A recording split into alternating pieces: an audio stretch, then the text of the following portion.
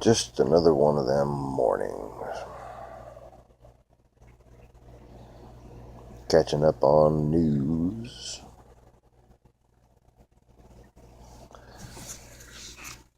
And disappointed because my clownfish eggs didn't hatch last night. Oh, that's a different side of the camera than I expected.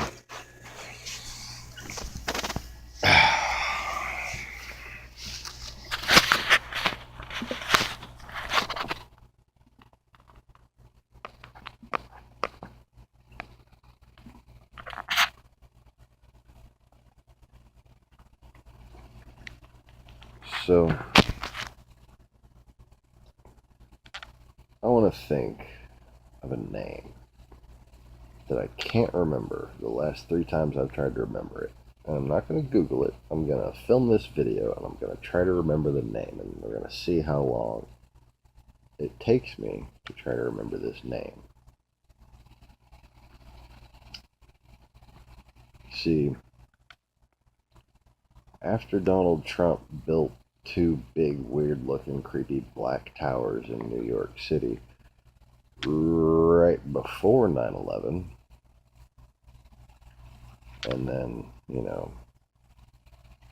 just seemed to have an unlimited supply of Russian investment after tanking 3 casinos and proceeding to make himself look like a moron as far as his financial abilities go. And just money just keeps pouring in, and the country just gets more and more divided through media associates of his, like Alex Jones. But on 9/11, when everything really started to go downhill, Donald Trump was one of the first people to give a statement.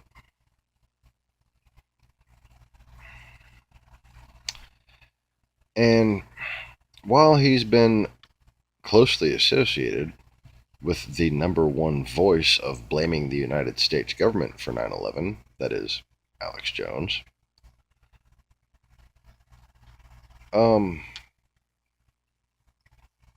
it's very interesting to me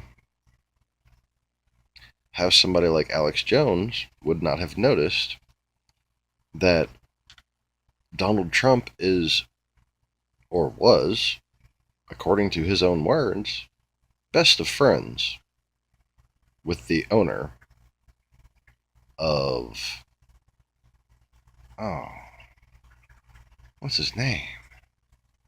The owner of World Trade Center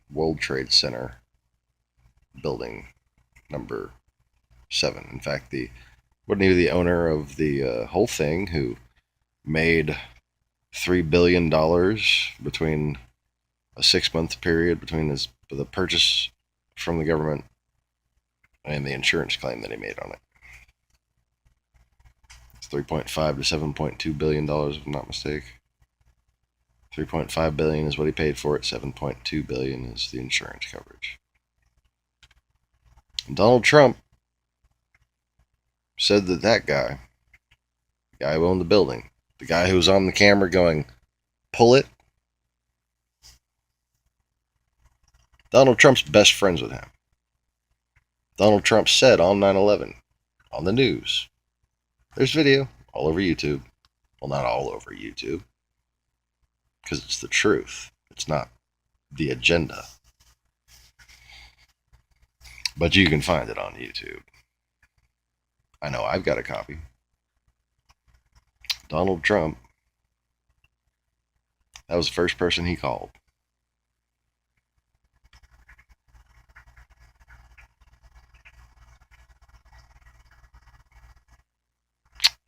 Man, what is his name?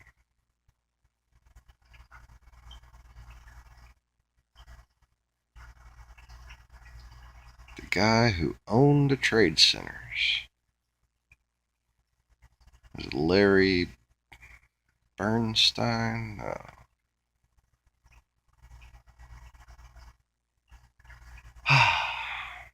Man, oh man. But just imagine this. These people who are perfectly positioned, in cahoots with the Russian government, to profit and influentially install themselves once the, once the ash cloud settled, having a building across the street from the United Nations and in Manhattan, and having rushed to build them. I mean, they got rushed. Got to get them done right before 9/11. Got to get them done before the Bush election.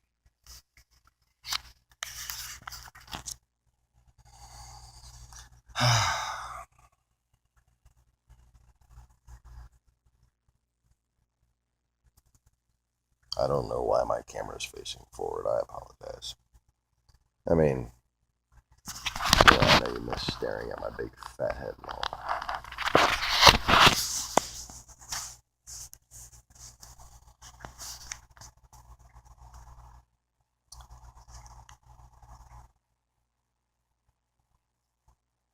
But I tell you what, no one has done more to stoke the fears that 9/11 tried to trigger, no matter who you think was behind it. Think about what the definition of terrorism is. In what logical universe is Donald Trump not guilty of it? Because no amount of physical destruction can compare to the level of terror he has inflicted on anyone who cares for this country. And if you're just being stubborn about Russian collusion because you've been hypnotized by the Russians against your own government and against Hillary Clinton and against Barack Obama, all I can ask you to do is stop being so pathetic. I heard Mike Pompeo, the so-called director of the CIA. All in all, I thought, oh, this guy's pretty impressive. He's almost half as smart as I would hope someone I could train to be in that job would be. And it's y'all's fault for not coming to me for training. But he said one thing that really pissed me off, that Obama invited the Russians into Syria. When you say things like that, I hope you're just bullshitting the president. I mean, oh God, like that. I almost pronounced that properly and everything. The president. Oh, God. I hope you're just trying to bullshit the KGB agent. Because,